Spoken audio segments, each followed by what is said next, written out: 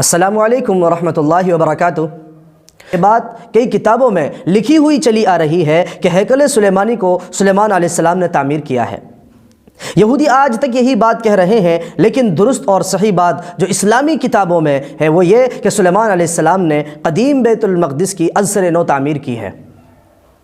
ہیکل کی تعمیر انہوں نے نہیں کی۔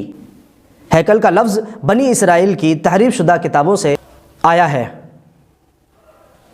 جس کی سند اور دلیل نہیں ہے، لیکن پھر بھی ہم ہیکل سلیمانی سے متعلق معلومات جو یہودیوں کی کتب مقدسہ میں ہیں یہاں پر ذکر کرتے ہیں۔ نمبر 1، سلیمان علیہ السلام کی طرف منسوب ہیکل سلیمانی کی تعمیر میں بہت بڑی فوج اور معماروں نے حصہ لیا جو بعد میں فری میسن کے نام سے مشہور ہوئے۔ فری میسن کا مطلب ہیکل کو تعمیر کرنے والے یا یہودیوں کی مشہور تنظیم کا عنوان ہو جس کا مقصد پوری دنیا میں یہودیت کا نفوذ ہے۔ اس تنظیم کی عجیب و غریب نشانیاں اور علامات ہیں جو قدیم زمانے کی یادگار سمجھی جاتی ہیں۔ یہ تنظیم اسلامی اقتدار کے خلاف ہے، لہذا اس میں شمولیت حرام اور بڑا جرم ہے۔ نمبر 2، تاریخی روایات میں یوں آتا ہے کہ یہ ہیکل قدس میں مسجد اقصیٰ کے پاس تعمیر ہوا تھا، لیکن اس کی جگہ کے بارے میں کوئی واضح دلیل موجود نہیں ہے۔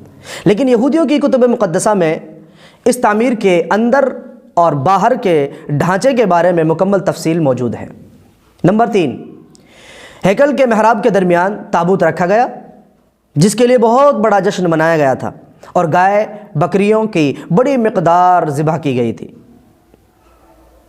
نمبر 4، یہودیوں کی کتب مقدسہ میں اس کا جو نقشہ بتایا گیا ہے وہ واقعے کے بجائے ایک خیالی معلوم ہوتا ہے جس میں بہت زیادہ مبالغوں سے کام لیا گیا ہے کہ یہ پورا محل سونے کا تھا۔ اس کا محراب جس کو یہ قدس الاقداس کہتے ہیں 10 میٹر لمبا تھا، 10 میٹر چوڑا تھا، 10 میٹر موٹا تھا اور سونے سے سجا ہوا تھا۔ اس کے سامنے عظیم قربان گاہ ہے جو سونے کی بنائی گئی تھی، اور محراب کے سامنے سونے کی بڑی زنجیریں تھیں اور فرشتوں کے مجسمے تھے جس کے پر تھے، ان میں سے ہر ایک 10 گز کے بقدر تھا جو سب سونے کے تھے۔